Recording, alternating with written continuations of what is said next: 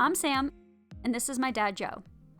And together we took this pile of pre-cut lumber from a DIY shed kit and turned it into a fully functioning 12x12 shed and workshop, also known as my shed shop. In last week's episode, we built a foundation. And this week we'll be showing you how we assembled the walls and the roof. Together we'll show you how tangible it is to create a workshop in your very own backyard as well. Welcome to my Shed Shop series. This series is sponsored by my amazing friends at the Home Depot.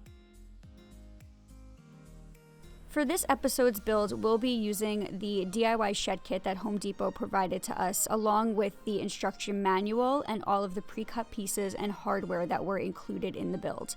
At certain points in the build, we did have to make a few changes based on our needs, and I will walk you through that when we get there. But overall, I was really happy with this entire process because the directions were beautiful, it came with all of the hardware required for the build, and all of the pieces were pre-cut and labeled already for me. We started this build by following the instructions in the manual, which told us to build the front wall with the header first. And since all of the hardware was included, we did decide to go hammer and nail route on this to save some money. It would have been faster with a nail gun, but this actually worked out pretty well and led to some really funny bonding moments. One of the things that we had to look out for was that even though the kit included everything, there were no full 12-foot pieces, and on top of that, there were so many pieces that some of them weren't completely straight, which is totally bound to happen. So in order to make sure that the pieces were tightly bound together as to avoid any structural mishaps, we did some research and in the end decided to purchase some structural screws that were rated the same way as nails to complete the rest of the framing on the build. If you're looking to do the same, you may want to just check out local code to see if there is anything that dictates using structural screws versus nails. But for the rest of the build, we actually did use the hammer and the nail method, again, just taking advantage of all of the materials that were given to us with the kit, and in the end, everything worked out really well. So as per the instructions in the manual, once that first large piece was built, we then attached the siding just using the hammer and nails. And I lost that footage in a big data loss this summer, but essentially this is just what it looks like for every piece before you prop it up. Once that first wall piece was finished, we moved it off to the side and began to build some of the other walls as per the instructions in the manual. And I decided to use my new time-lapse camera and see how that would look, and so here's the footage.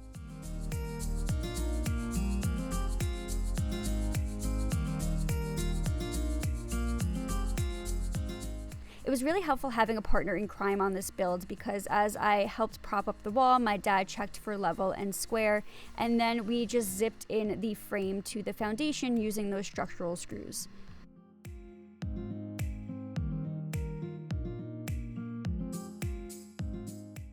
We then repeated this process for every single wall, just putting different passerbyers to work, such as my cousin who thought it was a great idea to come visit and think he was not going to be asked to help.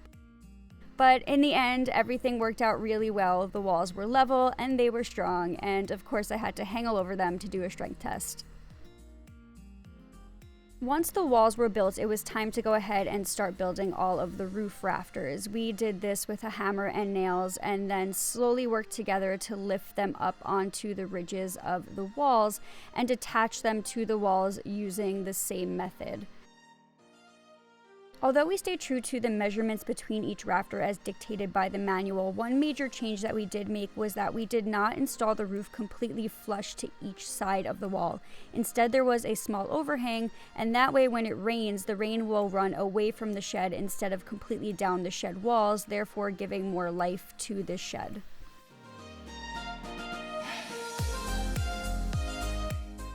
And while we were up there, we also made sure to install any of the extra supports that were required by the manual. The one thing that we did leave until later was to put the cross bracing on the actual roof rafters themselves, and I'll show you why I left that for last in a little bit.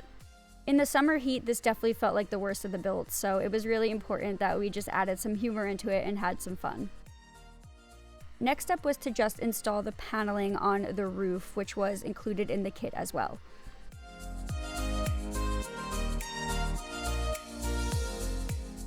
And once that was complete, we added the rest of the siding and started adding some trim as well, which I'll talk about in a different video.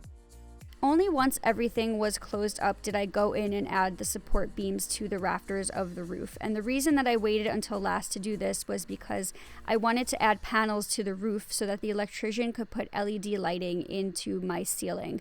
I really can't use fluorescent lights because they do give me massive migraines, and this just felt like a really easy way to get rid of that problem. I was also feeling really ambitious on this day and just decided to take some decking paint and paint the plywood floors in the shop. And once those floors dried, we installed the doors and called it a successful day. We also couldn't help but to put my new toolboxes into the shed as well, and at this point we just celebrated our massive win. I really hope you guys enjoyed the second episode of my Shed Shop series. For more episodes, please make sure to check out my Shed Shop playlist and subscribe to my YouTube channel.